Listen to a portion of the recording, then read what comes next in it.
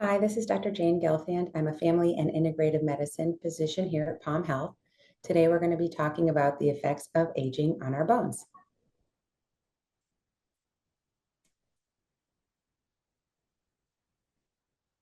We have estrogen receptors everywhere in our bodies. Usually, when we think of menopause, we initially think about hot flashes, maybe vaginal dryness, maybe an emotional person waving themselves with a fan, for example. But the truth is that the changes in our hormone levels really do affect every part of our bodies. And of course, today we're going to be focusing on our bones and the link between drops in your hormone levels and osteoporosis. I want to remind everybody that menopause is inevitable and suffering is not. This comes from Dr. Mary Claire Haver, who has a significant following right now because she's putting this idea that menopause should be taken seriously in the forefront right now. We learned in school that menopause is something that happens 1 year after your last menstrual cycle. And it's like this magical day, and all of a sudden you go from perimenopause to postmenopause, and it all happens in one day. But the truth is that this is a process that goes on for 7 to 10 years before that imaginary date. And a lot of women start to have symptoms well before menopause. And 2 to 3 years before we go through it, we start having a decrease in bone density, and our bones are affected by it. And cognitive changes start much sooner. So, what is osteoporosis? This is when your bone becomes more porous and prone to fracture. As you can see in the picture, healthy bone has a lot more material in it, essentially. And when we move towards osteoporosis, it's essentially like Swiss cheese. And the analogy I give is that the healthy bone is like cheddar, like a solid piece, whereas Swiss cheese is sort of floppy and doesn't have the same consistency. Whatever helps you remember it, but ultimately, healthy bone has a lot more bone. Osteoporosis is an imbalance between osteoblasts and osteoclasts. And I always remember osteoblasts in terms of the letter B for build. And this is what actually, these are the cells that build up your bone, and osteoclasts are the cells that, think C for chomp, eat away at the bone and lead to bone resorption. But of course, we need a balance of the two. Osteoporosis is also a diminished bone density with a T-score on a DEXA scan of less than 2.5. This picture shows that normal T-scores are, well, what normal is and what a T-score is comparing it to is the bone density of an average 20 to 30-year-old. Below that is osteopenia with a T-score of -1 to -2.5, and below 2.5, the individual is diagnosed with osteoporosis and is at increased risk of fracture.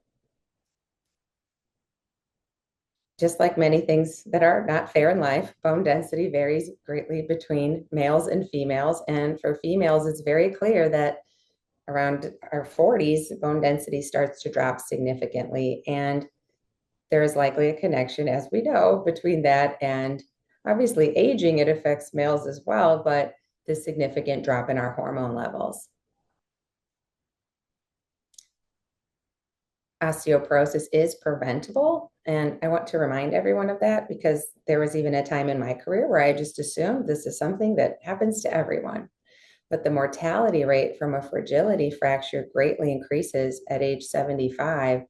And the 1 year mortality after a hip fracture, and I've seen lots of different numbers on this one, but it's 14 to 58%, which is really high. And the relative risk of mortality in the elderly patient population increases 4% per year. So when is the time to start thinking about menopause? Well, the answer to osteoporosis, the answer is yesterday, really. And lots of us are at risk. White and Asian women age 65 and over, particularly postmenopausal women, are at greatest risk. Men with low testosterone, people with a history of tobacco and alcohol use. Just having a weight under 125 puts you at risk. History of bariatric surgery, one of the reasons is that it reduces your absorption of various nutrients that we need to build bone. Also, a family history of an osteoporotic fracture.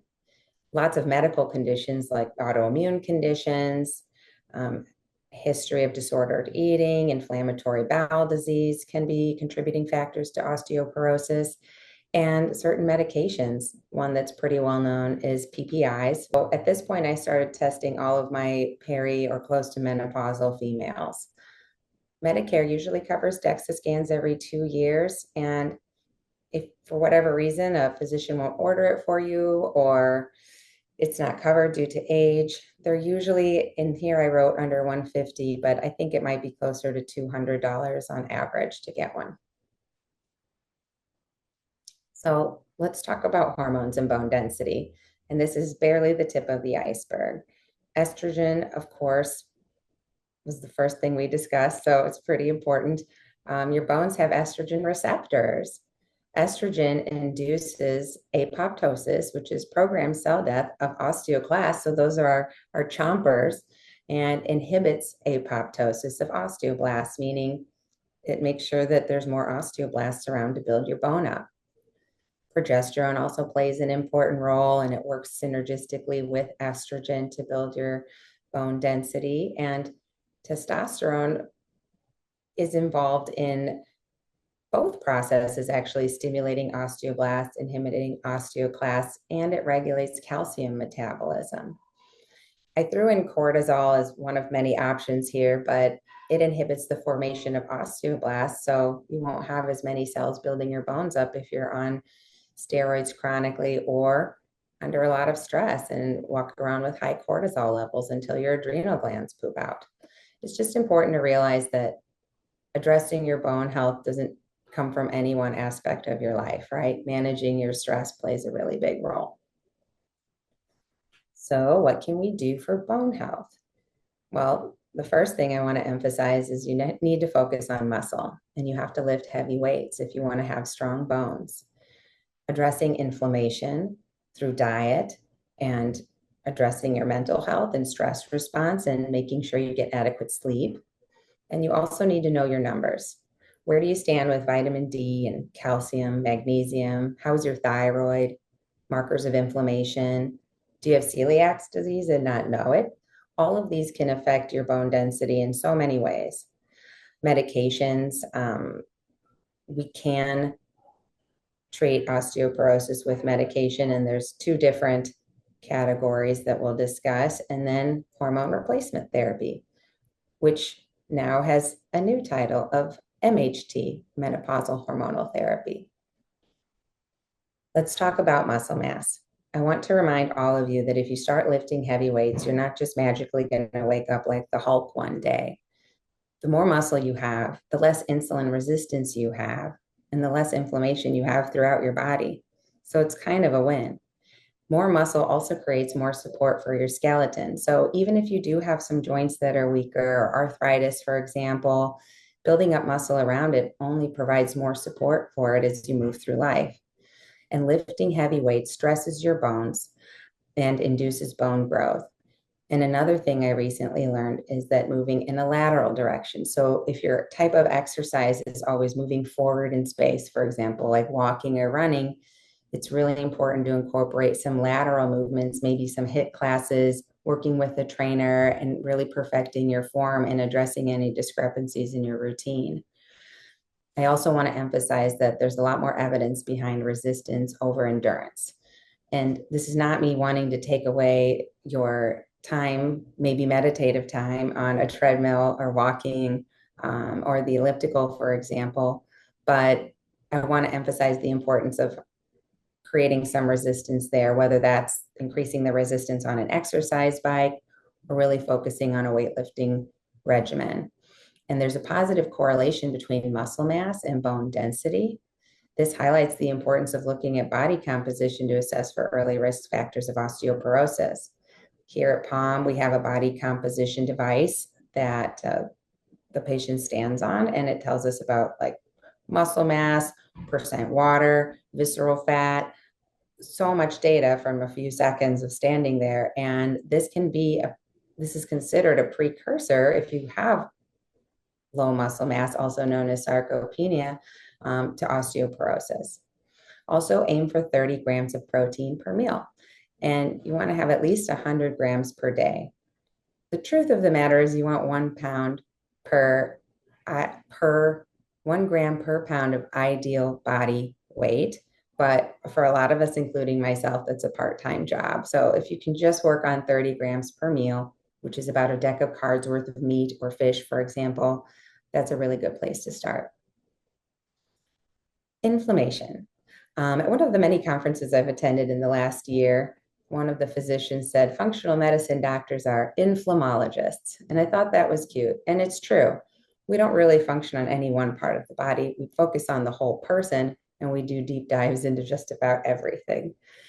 We want to focus on your gut health and reduce intake of inflammatory and ultra processed foods. I'm going to resist my anti-gluten rant, but that's sort of my top dog in terms of. I want you to pay attention to toxins. Think about your skincare products, your cleaning products, your drinking water, EMFs from devices, your exposure to Wi-Fi, for example. And I'm not telling you that you need to walk around with some sort of like metal contraption on your head and not go out and not do anything fun. I just want you to be aware if you can limit a few exposures, it goes a long way. It's also important to eat the rainbow and rotate your foods. I learned from Dr. Roca about the rotation diet, which makes so much sense.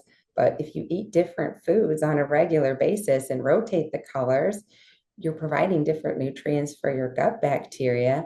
If you have a well-rounded gut, your immune system is stronger and you'll have less inflammation. And of course, it's important to sleep, exercise regularly, and manage your stress and work on mental health. Let's talk about vitamin D. We call it a vitamin, but it's really a hormone. It helps your body absorb calcium and phosphorus from food. It improves muscle strength and it lowers inflammation throughout the body.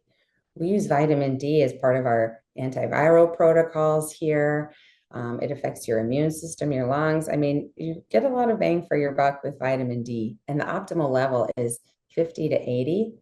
Most of the time, if I check labs on a patient who's not taking vitamin D, whether it's summer or winter, it's somewhere around 20 or 30. It's best to take vitamin D with K2. Just to cover ourselves, talk to your provider first. But this facilitates deposition of calcium in bones and teeth as opposed to your blood vessels. So it's kind of important to add K2 in.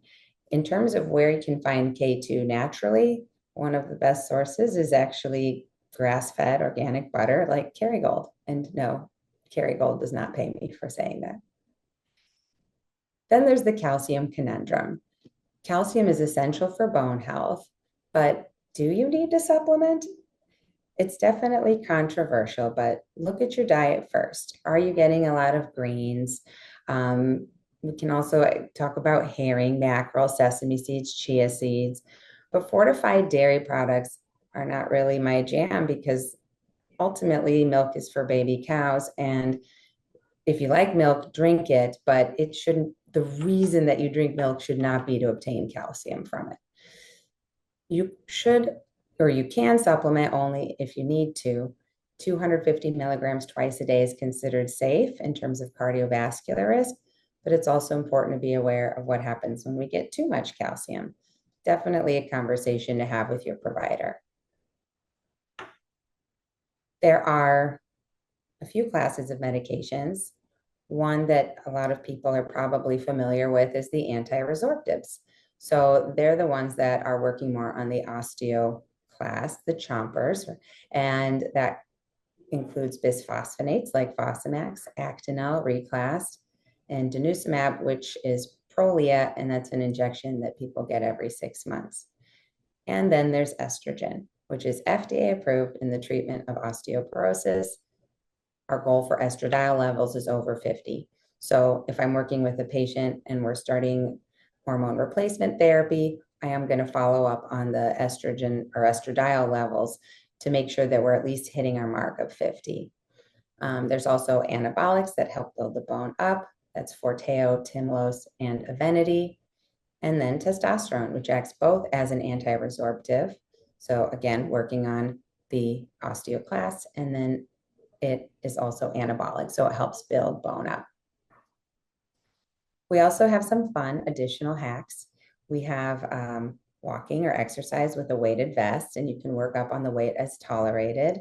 I took a hike last weekend with an 8-pound vest to try that out, and it felt like I engaged my core more and was supportive and definitely got more of a workout. I think starting low at 6 to 8 pounds is relatively safe for most of us, and then sell it on Marketplace and get a heavier weight when you're ready, because the goal is heavier weight. We can also do rebounding, which is jumping on a mini trampoline. This helps with balance, reduces fear of falling, loads the bones and muscles, and it's actually super fun and good for lymphatic drainage. There's also blood flow restriction therapy, which we do here at POM. Dr. Jake Shackey is the chiropractor who is trained in this modality. And this involves putting essentially like blood pressure cuffs on your extremities, arms and legs, and then having you do a light workout. The reason that this works, or one of the many reasons, is that by restricting blood flow to muscle and to bone, we're actually creating more angiogenesis, which is the formation of new blood vessels. And through that, we're increasing growth factors in the bone. The other thing that it does is that it trains your muscles anaerobically, because as you pump up the cuffs, you are getting less oxygen to your muscle, and that actually causes your muscle to grow faster. So if someone hasn't really been working out regularly and is ready for a new start, this is a great way to build up muscle quickly and to get stronger so that you are more farther along on your journey to lifting heavy weights. And it is much harder than it looks, by the way, but very worth it. There's also PEMF, pulsed electromagnetic field. We have PEMF mats here at POM. I also encourage people, if they can, to get one for the home and use it every single day. This is an electric field that produces a magnetic field because it's pulsed, and this creates a current that then is produced in your conductive tissues in the body. There are different frequencies for different parts of the body and different injuries, and people can get you can get very down a rabbit hole essentially with PEMF, but a good place to start is 8 hertz, which is the frequency, the grounding frequency of the earth. This actually activates bone growth signaling pathways and stimulates osteoblast production and downregulates osteoclast production. Recently, somebody asked me what's the recommended frequency to use it, and my answer is as often as you can, because there's other health benefits as well. It's really helpful at bedtime for relaxation, sleep improves, bone density is impacted as well. So I can make a lot of arguments for PEMF.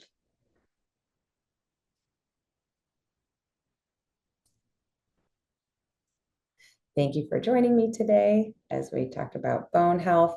Hopefully this stirs up some interesting ideas and conversations that you'll have with us or your healthcare provider. Take care.